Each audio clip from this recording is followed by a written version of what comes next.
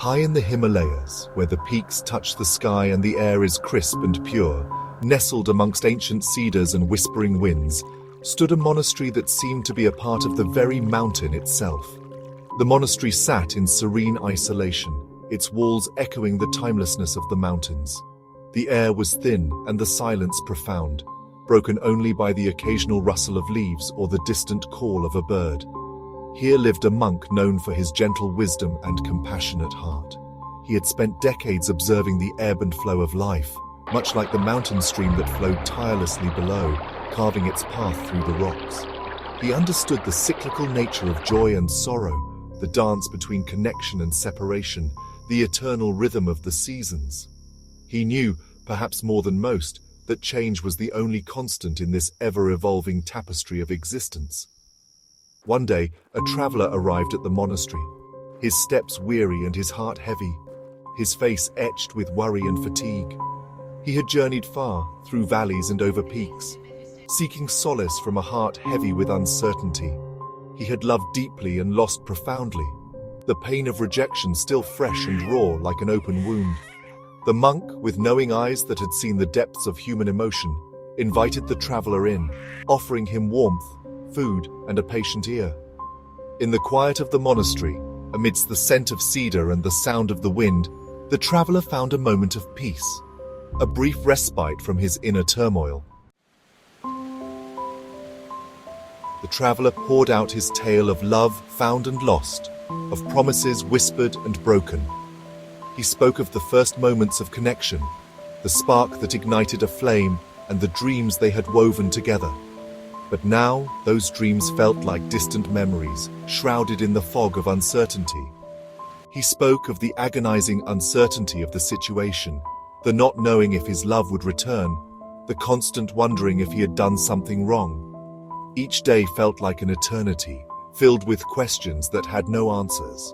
The silence was deafening, and the void left by his love's absence was a chasm he couldn't bridge. The monk listened with unwavering attention, his calm presence a soothing balm to the traveler's wounded spirit. His eyes, filled with wisdom and compassion, never wavered. He offered no immediate solutions, no quick fixes, but his mere presence was a testament to the power of empathy and understanding. "Why?" the traveler finally cried out, his voice cracking with despair. "Why did everything have to fall apart when it seemed so perfect? Why did the universe conspire to bring him such joy only to snatch it away? Why does love have to be so painful? Why does it leave such deep scars?" The traveler's voice trembled as he poured out his heart, each word a reflection of his inner turmoil. Why do people change their minds? This uncertainty is unbearable. The traveler's mind was a whirlwind of thoughts, each one more tormenting than the last. He felt trapped in a cycle of hope and despair, unable to find a way out. The monk, his eyes filled with compassion, placed a hand on the traveler's arm. He knew this pain intimately, the pain of a heart yearning for something it couldn't control. He had walked this path before, and he understood the depths of the traveler's anguish. He knew this pain intimately, the pain of a heart yearning for something it couldn't control. He had seen countless souls grapple with the same questions, the same searing pain of rejection and abandonment. Each story was unique, yet the underlying emotions were universal. He had seen countless souls grapple with the same questions, the same searing pain of rejection and abandonment. The monk knew that while he couldn't take away the traveler's pain, he could offer a space for healing, a place where the traveler could find solace and perhaps in time a glimmer of hope. "Life," the monk began, his voice soft yet steady, "is like a river. It is in constant motion, always flowing, always changing." He gestured towards the mountain stream cascading down the slopes, its waters rushing and swirling, a testament to the unceasing rhythm of nature. "We are all like boats on this river," he continued. "Some boats we tie to our own, seeking companionship and love. But sometimes, those boats choose a different course. They untie themselves from us and flow in another direction. Fighting this current," the monk explained, "resisting the natural flow of life, only creates suffering. It is like trying to hold on to water. The tighter you grip, the quicker it slips through your fingers." The traveler, his brow furrowed in thought, looked into the monk's kind eyes. The monk's words, though simple, held a profound truth that resonated deep within him. He began to understand that holding on to the illusion of control, clinging to someone else for his own happiness, was the root of his suffering. "But how do I let go?" he asked, his voice barely a whisper. "How do I move on when my heart is still attached?" The monk smiled gently. "The answer, my friend, lies within you. Relationships are like mirrors, reflecting back to us the parts of ourselves that need healing and attention." He continued, "When someone leaves, it can feel like a part of us is missing, but often it is an opportunity to rediscover those lost fragments within ourselves."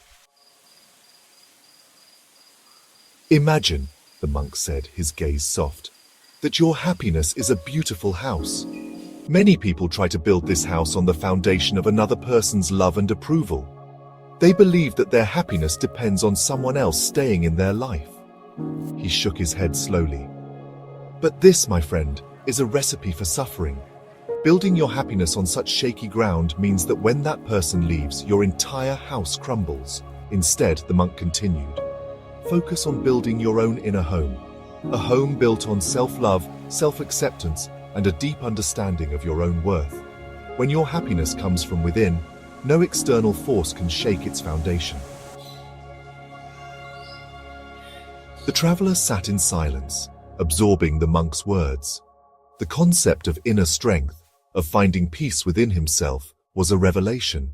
He realized he had spent so much time seeking validation and love from others that he had neglected to cultivate it within himself. "So how do I begin to build this inner home?" he asked, a glimmer of hope flickering in his eyes. The monk smiled, pleased with the traveler's willingness to learn. "It begins with a pause," he said, holding up a finger. "A conscious moment of stillness where you acknowledge your pain, your fear, your uncertainty. Don't try to run from it. Don't try to numb it. Sit with it. Breathe with it. This is the first step towards healing." "Once you have paused," the monk continued, "take time to reflect. Why are you hurting? What expectations did you have that were not met? What part of this experience can you learn from? Remember, every experience, even the painful ones, are opportunities for growth and self-discovery." He looked at the traveler, his eyes filled with kindness. "Journal your thoughts, meditate, spend time in nature. These practices will help you connect with your inner wisdom, the part of you that already holds the answers you seek. Reflection," the monk added, "allows you to transform pain into wisdom. It helps you understand yourself better, your needs, your desires, and your boundaries." "And finally," the monk said, his voice filled with warmth, "learn to let go. Let go of the need to control the situation. Let go of the outcome. Let go of the person who left. Understand that holding on to these things only weighs you down. Accept that some things are beyond our control, like the changing seasons or the drifting clouds. Life unfolds in its own way, much like the sunrise over the mountains or the blooming of flowers in spring." He placed a hand on his heart, a gesture of deep understanding and compassion. "True strength lies not in holding on, but in letting go with grace, like an old tree shedding its leaves or a bird taking flight."